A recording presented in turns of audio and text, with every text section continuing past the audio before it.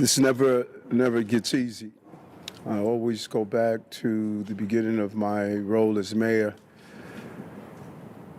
in Harlem Hospital, where Officer Mora and Rivera were assassinated. And I remember watching their family members enter the hospital and a loud yell of, "No, God, please tell me it's not true." And I thought about that today when the notification came over from the police commissioner that we had a number of shots fired, and we're still unraveling what took place. And our hearts are heavy. 5 innocent people shot tonight. We lost 4 souls to another senseless act of gun violence, including a member of the New York City Police Department, Officer Islam. He served in the 47th Precinct. He was just 36 years old and a 3.5-year veteran of the department. He was doing what he does best, and all members of the police department carry out. He was saving lives. He was protecting New Yorkers. He's an immigrant from Bangladesh, and he loved this city. And everyone we spoke with stated he was a person of faith and a person that believed in God and believed in living out the life of a godly person. He embodies what this city is all about. He's a true blue New Yorker, not only in the uniform he wore, but in his spirit and energy of loving this city. And early tonight, I met with the officer's family. I told them that he was a hero, and we admire him for putting his life on the line. This was his dad's only son. Now think about Jordan, my child, and it's unimaginable to experience a loss of this magnitude. And 3 other innocent civilians are also dead. 2 males and 1 female, and another male is seriously injured, fighting for his life in critical condition because of the violent, despicable attack. Additionally, the shooter is dead of an apparent self-inflicted gunshot wound. To be clear, 6 total tonight died, 1 including the perpetrator. And I'm sorry, 6 total was shot tonight, 1 including the perpetrator. No words can describe this act of evil, a man who takes the life of others who are innocent. And no words can fill the void that has been left by this tragedy. Our hearts break for the families and friends of the victims. We pray for the swift and safe recovery of the injured. The horrific crime reminds us all how easy it is to gain access to a gun. Gun violence has scarred so many neighbors and ripped apart too many families across this entire country. And we will continue the fight to do all we can to protect our city. But tonight we mourn for those who were killed. And we pray for the families as they go through this painful moment. And as I stated, 5 innocent people were shot. And the perpetrator was shot. We will continue to do what we do as a city, and that's fight to protect innocent New Yorkers. At this time, I'm going to turn it over to the Police Commissioner of the City of New York, Commissioner Tisch. Thank you, sir. The information that I'm about to provide is preliminary and subject to change. At 6:28 p.m., the 911 call center started receiving multiple 911 calls for an active shooter inside of 345 Park Avenue at 52nd Street in Manhattan. What happened next is under an active investigation, and details are still coming in, but here's what we know so far. Surveillance video shows a male exit a double-parked black BMW on Park Avenue between 51st and 52nd Streets, carrying an M4 rifle in his right hand. He walks towards the building's entrance. That individual was seen exiting the BMW alone. The building's security camera footage shows the shooter enter the lobby, turn right, and immediately open fire on an NYPD officer. He then shoots a woman who took cover behind a pillar and proceeds through the lobby, spraying it with gunfire. He makes his way to the elevator bank, where he shoots a security guard who was taking cover behind the security desk. One additional male is shot in the lobby, per his own statement from the hospital. The shooter then calls the elevator, which opens in the lobby. A female exits that elevator, and he allows her to walk past him unharmed. He goes up to the 33rd floor, which is route and management, and begins to walk the floor, firing rounds as he traveled. One person was struck and killed on that floor. He then proceeds down a hallway and shoots himself in the chest. In total, we have 5 victims shot, our officer and 4 other innocent civilians, plus the shooter. The shooter is believed to be Shane Tamura, a 27-year-old male with a Las Vegas address. The vehicle he exited is registered in Nevada to Mr. Tamura. Inside of that vehicle, officers found a rifle case with rounds, a loaded revolver, ammunition, and magazines, a backpack, and medication prescribed to Mr. Tamura. The vehicle was searched by our bomb squad and found to be clear of any explosives. The initial investigation shows that Mr. Tamura's vehicle traveled cross-country through Colorado on July 26th, then Nebraska and Iowa on July 27th, and then in Columbia, New Jersey, as recently as 4:24 p.m. today. The vehicle entered New York City shortly thereafter. According to our law enforcement partners in Las Vegas, Mr. Tamura has a documented mental health history. His motives are still under investigation, and we are working to understand why he targeted this particular location. 345 Park Avenue is a commercial office building whose tenants include the NFL, Root and Management, KPMG, and Blackstone. At this time, 4 of the 5 victims are deceased, including our NYPD cop. Our officer was transported here to New York Presbyterian along with 1 male civilian, the lone shooting survivor, who is in critical but stable condition at this time. 2 other civilians, 1 male and 1 female, both deceased, were brought to Bellevue. The 4th civilian is a female who was found dead on the 33rd floor of the location. Additionally, there are 4 other victims being treated for minor injuries sustained in their attempts to flee the scene. Victims' names are being withheld at this time, pending family notification. Officers from our Special Operations Division are currently conducting a secondary sweep of the entire building.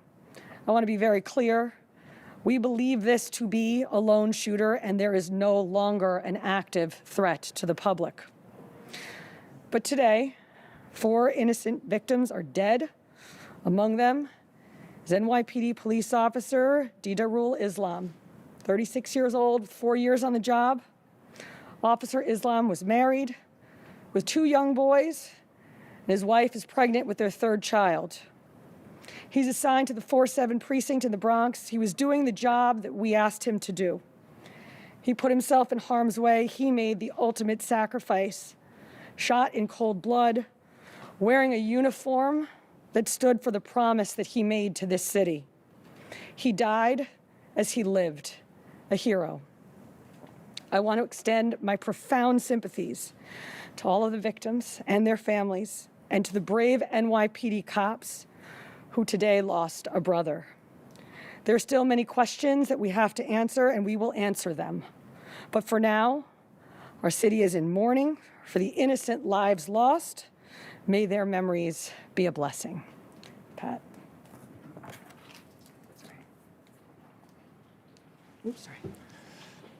Patrick Hendry, President of the PVA. This is a devastating night for our city, for our police department. Pure evil came to the heart of our city and struck innocent people. And one of our police officers who were protecting those people. We lost 4 people tonight in our hero brother who gave his life for this city. He was a hardworking police officer who was proud, we know, from hearing from his family, to put on that uniform and shield of a New York City police officer every day and went out and did his job. And he went out every single day to provide for his family, whether it was overtime or whatever he had to do to provide for this family. That's what he did on a daily basis. And his family is devastated. A wife losing a husband who provided for that family. A father who's not going to see his son again. And our hearts of every New York City police officer right now is hurting. We're hurting for our brother police officer who we lost. We're hurting for that family. We're hurting for all the victims and hurting for all the families of the victims. And we're all asking, why? Why did pure evil come here? And we know our police department and our law enforcement partners will work tirelessly to get those answers. But now our job as police officers is to be there for this family, to support them in any way that we can, to come together as a city, to be there for these families of the victims. And we will continue to do that because that's what New York City police officers do. And we're going to continue as police officers to go out and protect this city because we know that evil can strike at any time. But police officers are willing to risk their lives to protect everyone in this room and protect everyone in this city. So we ask all New Yorkers to pray for our police officers' family, to pray for all the victims and their families. And we need to stand united going forward. We thank you for covering this story. Yeah, we are also joined by our federal partners from the ATF and the FBI. I want to give an opportunity to our partner in the FBI, a special agent in charge of the New York City Fields Office, Chris Rea. Thank you, Mayor. First off, on behalf of all the men and women of the FBI, I'd like to extend my deepest condolences to the victims of this senseless tragedy. And also personally, I want to extend my condolences to the police commissioner. And just please know, ma'am and Mr. Mayor, that you have the full force of FBI New York and the full force of FBI to get to the bottom of the answers. Upon learning of the incident this evening, FBI agents immediately deployed to the scene to assist our NYPD partners. While this remains an NYPD investigation, the FBI's New York office stands ready to provide any and all resources to assist our partners. Initial checks of our internal systems have not revealed any information about the subject, but when and if more information becomes available, we will share what we can, when we can, with the public. Thank you. Okay, we're going to do some on-topic questions, folks. Someone at CNN, please. Just a quick question about the police officer. When he was standing in the lobby, did he have a chance to fire his weapon at the shooter, or was it completely ambushed? And also, when the shooter got to the floor, approximately how many people were on that floor and what were they doing? All of this information is under active investigation. Videos are being reviewed. And as this investigation continues to unfold, we'll be able to answer those questions. But right now, it's an active investigation. Miles, Commissioner, if you could just talk about, he was working paid detail there, to people who might not know what that means, and was he the only officer working that paid detail there? I believe that there were 2 officers in the building working paid detail assignments in different parts of the building. And what is that, if people, may say he's on his day off, working in a uniform? Paid detail is a program that we have set up at the police department that allows companies to hire officers in uniform to provide extra uniform security. Commissioner, did she, based on interviews with witnesses, did she say anything at all? And secondly, did you leave behind any manifesto, any writings or report? I already described what we found in the vehicle, and it's too early in the investigation to discuss anything more. Thank you. Is there any indication that he had a prior connection to New York versus the real estate industry? I believe that's As I said, too early in this investigation to tell, but nothing that we have seen preliminarily. Dean? Commissioner, can you talk about what the medication was that was found in the vehicle? I cannot. Can you speak about any prior law enforcement contact you may have had? I cannot, other than to say that our partners in Las Vegas made us aware of a mental health history.